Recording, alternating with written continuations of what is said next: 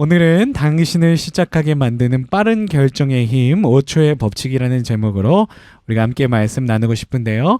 우리 테드 강의를 통해서 만나는 성경적 리더십 13번째 시리즈가 되겠습니다. 오늘 5초의 법칙은요, 멜 로빈스라고 하는 연사의 5초의 법칙을 우리가 이해할 수 있었으면 좋겠고요. 그리고 성경의 말씀을 묵상하며 우리의 일상 속에서 미뤄왔던 사소한 일들을 실행하기로 결단하는 오늘이 되어질 수 있다면 너무나도 의미 있는 뜻깊은 시간이 되어질 줄로 믿습니다.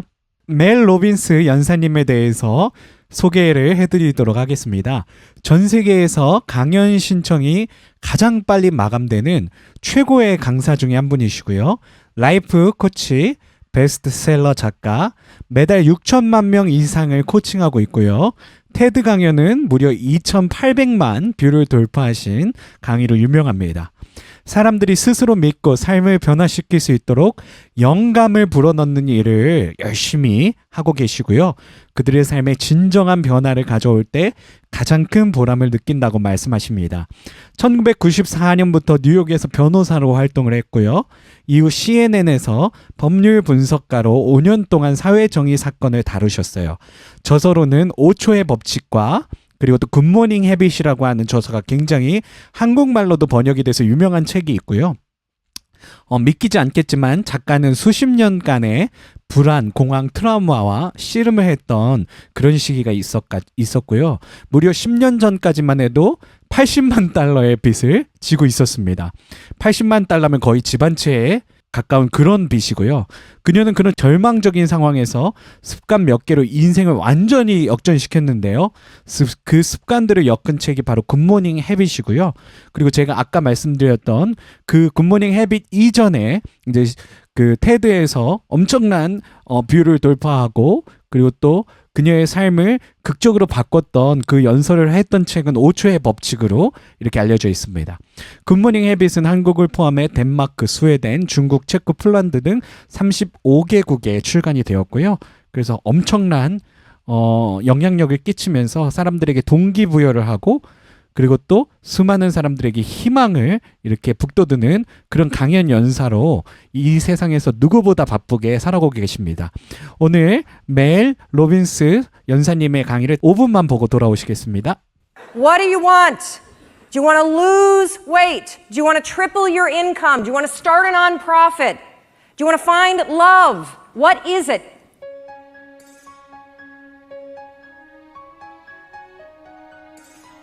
And frankly, getting what you want is simple. But notice I didn't say it was easy. In any area of your life that you want to change, there's one fact that you need to know. You're never going to feel like it. Do you think that somebody who needs to lose weight ever feels like going on a diet? Of course not.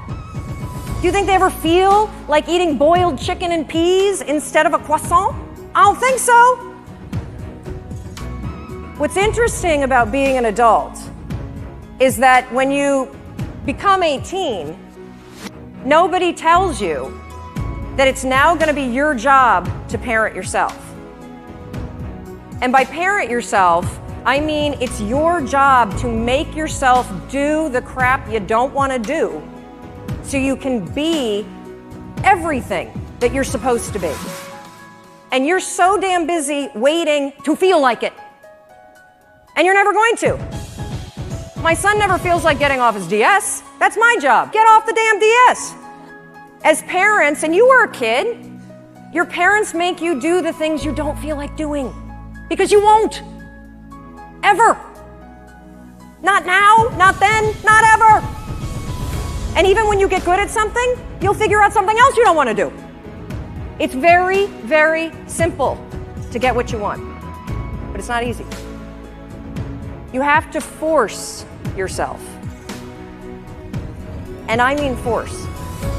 So when I say force, anything that's a break from your routine is going to require force. And if you think about your life, it's kind of funny because we, are kids and then we become adults and we spend so much time trying to push our life into some sort of stable routine. And then we grow bored of it. You wake up at, what, the same time every day, you have largely the same breakfast, you drive to work the same way, you show up at work, you look busy, you avoid making calls, you update Facebook, you attend a meeting and doodle the whole time, you go back and update Facebook, you make plans for the evening, you look busy some more, then you drive home the same way, eat largely the same dinner, or, variety of it. You watch the same kind of media, and then you go to bed and do the same thing all over again. No wonder you're bored out of your mind. It's the routine that's killing you. I think when you feel stuck or dissatisfied in your life, it's a signal. And it's not a signal that your life is broken. It's a signal that one of your most basic needs are not being met. Your need for exploration. Everything about your life, about your body, grows. Your cells regenerate, your hair, your nails, everything grows for your entire life. And your soul needs exploration and growth. And the only way you'll get it is by forcing yourself to be uncomfortable. Forcing yourself to get outside, out of your head. Thank you. If you're in your head, you're behind enemy lines. That is not God talking, okay? Get out of your head. Your feelings are screwing you. I don't care how you feel. I care about what you want. And if you listen to how you feel when it comes to what you want, you will not get it. Because you will never feel like it. And you need to get outside your comfort zone. It's not about taking risks, it's about getting outside your comfort zone. Those first 3 seconds when you push yourself out of bed, they blow. But once you're up, it's great. Get outside. That's where the magic is.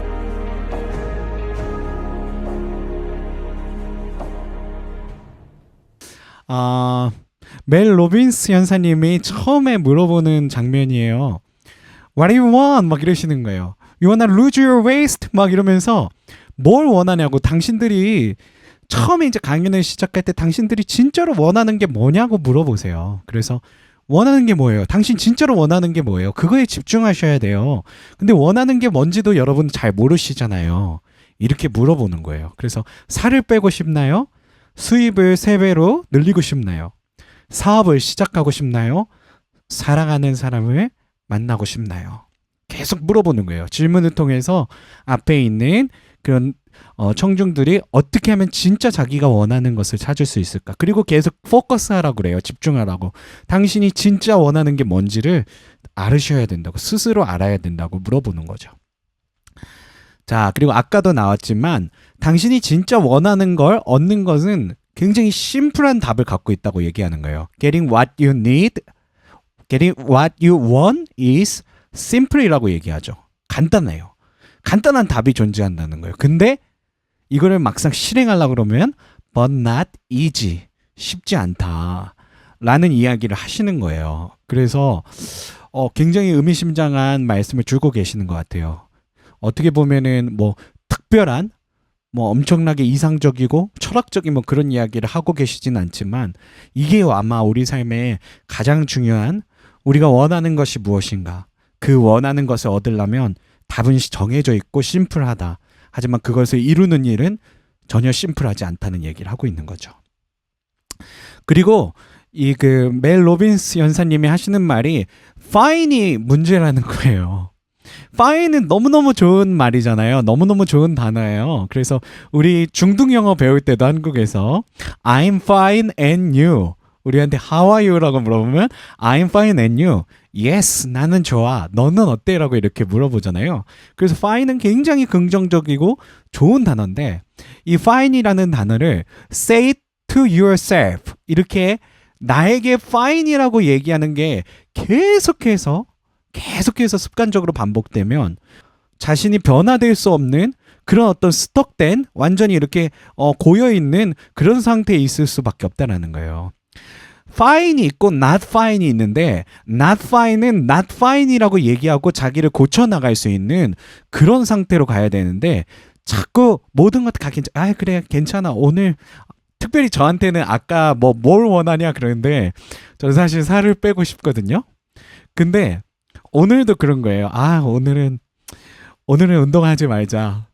오늘은 좀 치킨이 너무 먹고 싶었는데 한 주간 치킨이 너무 먹고 싶은데 오늘은 치킨을 먹어야겠다. 그래서 아침부터 막 치킨을 막 이렇게 에어프라이기에 넣어갖고 그걸 막 너무 행복하게 먹고 있는 저의 모습을 보면서 아, 사실 이게 치킨 먹는 게 not fine인데 치킨 피자 살 빼려고 하는 목적이 있다면 not fine인데 그것도 fine으로 해버리는 저를 발견하는 거예요. 그래서 fine이 우리의 적이다 라는 이야기를 하시는 거고요.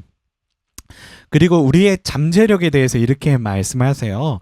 우리 모든 개인은 생물학적으로 봤을 때 400조의 1의 확률로 태어난 사람이라는 거예요. 우리 모두 한 사람이 400조의 1 확률. 이게 얼마나 높은 건지 여러분들 잘 모르시죠? 그 미국에서 유명한 복권이 있는데 파워볼이라고 하는 복권이 있어요. 그 복권이 3억 분의 1의 확률로 걸린대요. 당첨이 된대요. 3억 분의 1. 그것도 파워볼이라고 하는 복권도 일생에 한번 거의 못 만나보죠. 어떻게 그걸 만나겠어요? 3억 분의 1 확률도 일생에 한번 만나볼까 한 그런 말도 안 되는 확률인데 400조 분의 1의 확률은 얼마나 더 높은 확률로 우리가 태어났다는 것 자체가 얼마나 큰 신비이며 얼마나 큰 기적이며 얼마나 위대하고 얼마나 우리의 잠재력이 얼마나 큰지 그거에 대해서 설명해주는 그런 엄청난 그런 어떤 진리인 줄로 믿습니다. 그래서 우리 모두는 가능성이 있다라는 거예요. 우리 삶을 극적으로 바꿀 수 있는 가능성. 여기 보이는 강사님이 세계에서 가장 예약하기 힘든 강사님이잖아요. 근데 이 강사님은 뭐 뉴욕에서 변호사 활동도 하고 뭐 이제 뭐 기자도 하고 막 그래서 굉장히 순탄하게 성공의 길만 그렇게 걸으셨을 것 같은데 10년 전만 하더라도 우리 강사님도 이랬다는 거예요. 불안해, 공황장애에 트라우마가 있었고요. 부당하게 직장에서 해고되고 출판 계약도 거의 다 됐었는데 해지되고요. 80만 달러라고 하는 한국 돈으로 하면 거의 9억 10억쯤 되겠죠. 어마어마한 빚이 있었고요. 그리고 남편하고도 거의 이혼하기 직전이었다라고 그렇게 이야기를 하더라고요. 모든 것을 포기하고 싶은 절망적인 상황이었어요. 그리고 어느 날 아침 거울 앞에서 딱 나 자신을 마주했을 때 아, 정말 이제는 끝이구나 그런 생각을 하셨대요. 근데 우연히 로켓가 발사되는 장면을 보셨다고 합니다. 여기서 5초의 법칙이 탄생을 해요.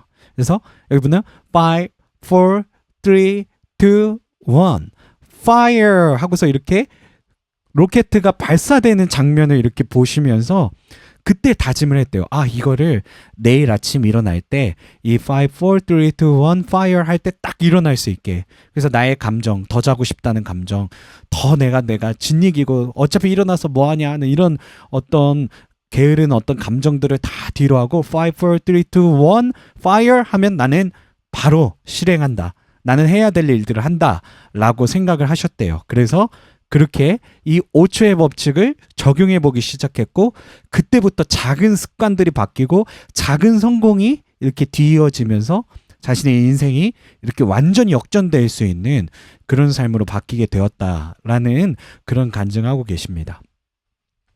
그리고 나서 이런 말씀을 하시는 거예요. 더 나은 삶을 살기 위해 필요한 것들은 사실은 엄청 형이상학적이고 뭐 이렇게 철학적이고 막 이상적이고 막 이런 것들이 아니라는 거예요. 사실 우리가 더 나은 삶을 살기 위해 필요한 것들은 굉장히 심플하고 사소한 것들이 우리의 삶을 바꾼다라는 거죠.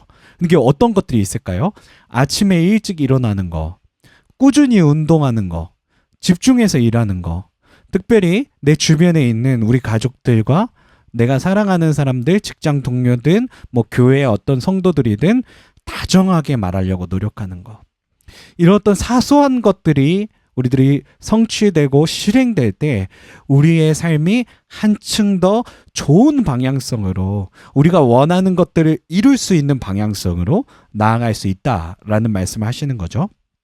그래서 이 책의 177페이지, 178페이지는 이렇게 되어 있습니다. 제가 그대로 원문을 가져왔고요. 당신은 원하는 바를 이룰 수 있는 능력을 지니고 있다. 물론 그것을 이룰지는 당신에게 달렸다. 우리 모두에게 달려있죠. 당신은 항상 그 일을 하지 말아야 할 100만 가지의 구실을 생각해낸다. 제가 오늘 정말 치킨을 먹고 싶었던 그 구실만 해도 엄청났을 거예요. 삶에서 가장 중요한 것은 행동이다. 무언가를 더 일관적으로 행동에 옮길수록 자신을 더 믿을 수 있게 된다는 거예요. 행동을 통해 자신이 가만히 앉아 스스로 무가치하다고 느끼는 사람이 아님을 완벽하게 증명하게 될 수 있기 때문이라고 하시죠. 완벽한 시기나 완벽한 계획, 완벽한 순간이란 존재하지 않는다. 바로 지금이 최적의 시기이다. 시간은 계속 흐르고 있다. 당신의 꿈은 당신이 책임져야 한다. 꿈을 대신 이뤄줄 사람은 아무도 나타나지 않는다. 새로운 미래를 원한다면 그 미래에 걸맞게 행동하라. 아무리 두려워도 그냥 시작하라. 지금이 바로 최적의 시기이다. 라는 말씀을 177페이지부터 하고 계시는 것을 우리들이 볼 수가 있습니다. 자, 오늘 성경 본문으로 다시 돌아오겠습니다. 잠언 6장에 보면은 개미에게 가서 그가 하는 일을 보고 지혜를 얻으라고 이렇게 지혜자들이 말씀을 하시는 그 말씀을 저희가 볼 수가 있죠. 여기 보시면은 오늘 말씀과 잘 매칭되는 구절이 10절에 있는 것 같아요. 좀 더 자자, 좀 더 졸자, 손을 모으고 좀 더 누워있자. 특별히 우리 함께 예배드리고 계신 우리 성도님들은 안 그러실 것 같은데 저도요 게으른 편인 것 같아요. 게으른 편이어서 좀 이럴 때가 많아요.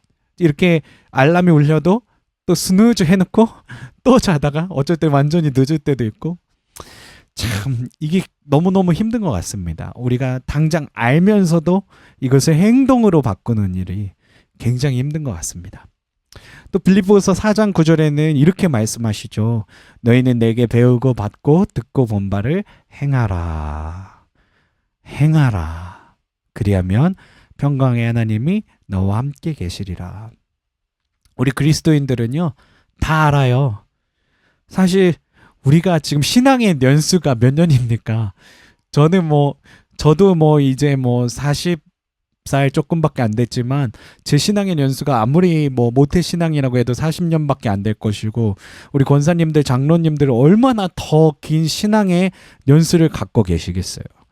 우리가 그동안 교회를 다니면서 듣고 배우고 본 바가 다 있습니다.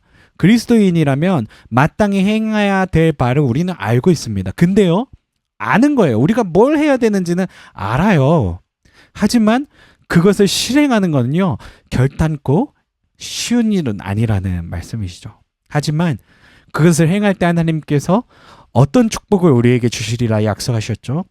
평강의 하나님, 우리의 삶을 다스리시고 우리의 삶 가운데 평화를 불어넣으시고 우리의 삶 가운데 하나님의 샬롬, 그 평화, 평강과 그 축복을 베풀어 주시는, 형통을 베풀어 주시는 주 여호와 하나님께서 우리와 함께 하시리라. 우리가 듣고 보고 그리고 배운 바를 행할 때 그때 하나님께서 우리와 함께 하시리라는 약속을 빌립보서 4장 말씀을 통해서 우리에게 주고 계시는 줄로 믿습니다. 오늘 우리들이 봤던 것처럼 정말 우리가 원하는 거, 우리가 아는 것을 이루는 것은 사실 우리가 어떻게 해야 되는지는 다 알고 있습니다. 굉장히 심플합니다. 그리고 그걸 모른다고 한다면요, 유튜브 가서 우리가 모르는 거, 우리가 뭐 만들고 싶어요, 요리를 만들고 싶어요, 그러면 쳐보면 다 나오는 시대입니다. 이제는요, 도서관에 가서 관련된 도서 10개만 읽어보면요, 어떻게 비영리 단체 사업을 만들 수 있고 이것도 다 나와 있는 시대예요. 다 지식이 통용되는 그런 시대입니다. 하지만 그것을 당장 내가 이 게으름을 이기고 나아가서 그것을 실천하는 것은 완전히 다른 얘기가 될 수밖에 없다라는 이야기죠. 그래서 오늘 우리가 잠언 말씀을 통해서 우리가 정말 게으른 자가 되지 않도록 개미에게 가서 정말 그 지혜를 배울 수 있는 우리가 될 수 있도록, 그리고 우리가 듣고 보고 배우고 본 바를 정말 행할 때 평강의 하나님께서 우리에게 큰 축복과 함께 하시는 역사를 주실 것이라는 그런 믿음을 갖고 우리가 정말 우리들의 삶 가운데 하나님께서 주신 그 믿음을 가지고 승리할 수 있는 저와 여러분들이 다 되실 수 있었으면 좋겠습니다. 우리가 모두 그런 그리스도인으로 살아갈 수 있게 되어지시기를 간절히 축복합니다.